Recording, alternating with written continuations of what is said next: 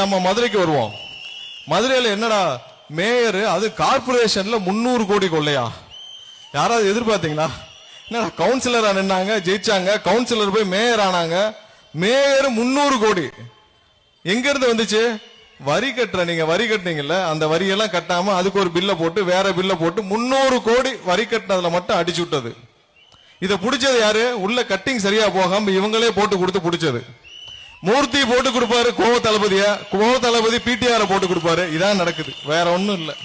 கட்டிங்க கரெக்டா பிரிச்சு கொடுத்த தளபதிக்கும் தளபதிக்கும் மூர்த்திக்கும் இல்ல பிடிஆருக்கும் கரெக்டா பிரிச்சு கொடுத்துருந்தாங்கன்னா இந்த பஞ்சாயத்தே வந்திருக்காது மேயருக்கு. அதை சரியா செய்யல, போட்டு கொடுத்து உள்ள வச்சிட்டாங்க.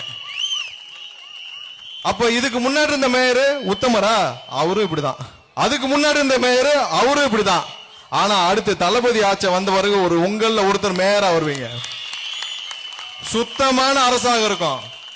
எல்லாத்தையும் டிஜிட்டலைஸ் பண்ணிட்டீங்க, சொத்து வரியும் டிஜிட்டலைஸ் பண்ணிட்டீங்க. அதையும் மீறி 300 கோடி கொள்ளையடிக்கிறீங்கன்னா உங்களுக்கு மேல கில்லாடி இந்தியாவில் யாராவது இருப்பாங்களா?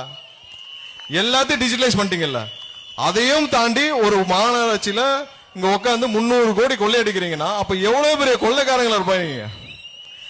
இது எல்லாம் தடுக்கப்பட வேண்டும். சாதாரண விஷயம். நீங்க மதுரையில ஒரு மாநகராட்சி பாக்குறோம், அப்புறம் மீதி இருக்கிற அமைச்சர், உங்க அமைச்சர் எல்லாம் மதுரையில் இருக்கிற அமைச்சர் எல்லாம் எடுத்துக்கிட்டோம்னா சொல்லவே வேணாம். மூர்த்தியில எடுத்துக்கிட்டோம்னா, அதாவது பத்திரப்பதிவு துறையில எல்லா ஆபீஸ்லயும் போனீங்கன்னா மினிஸ்டர் ஆள் ஒருத்தர் உட்கார்ந்து இருக்கிறார்.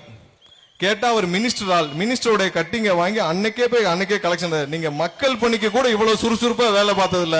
ஒரு கலெக்ஷனை வாங்கிட்டு போய் பத்திரப்பதிவு அலுவலகத்துல இருந்து சேர்க்கிறது இருக்கிறதுல கொடுமை என்ன தெரியுமா? கஷ்டப்பட்டு 1 சென்ட் 2 சென்ட் நிலத்தை வித்து ஒரு வீட்டுல ஒரு கல்யாணம், காது ஊத்துன்னு கல்யாணம் பண்றதுக்கு ஒரு பிள்ளைகள் படிப்புக்கு விற்கிற நிலத்தில் 1 லட்சம் வித்தா 10,000 லஞ்சம். இதெல்லாம் வெக்கமா இல்ல மூர்த்தி அவர்களுக்கு? எங்க திரும்பினாலும் இது அண்ணன் மூர்த்தி வாங்கியிருக்காரு. மக்களே ஒன்னும் கவலைப்படாங்க, லிஸ்ட் போட்டு வச்சுக்கோங்க எத்தனை வாங்கியிருக்கிறாருன்னு. இதெல்லாம் உங்க காசுல வாங்கினது உங்களுக்கே திருப்பி வரும் நம்மளுடைய தளபதி ஆட்சி வந்த பிறகு. எங்க பார்த்தாலும் ஒரு கட்டடத்தை உருவதில்ல, ஒரு கல்யாண மண்டபத்தை உருவதில்ல. எதை பார்த்தாலும் அண்ணன் வாங்கிட்டாரு, அண்ணன் இன்னொரு 5 வருஷம் இருந்தாரு மதுரையே வாங்கிடுவாரு. ஒன்னும் கவலைப்படாதீங்க, அதுக்கெல்லாம் வாய்ப்பே கிடையாது.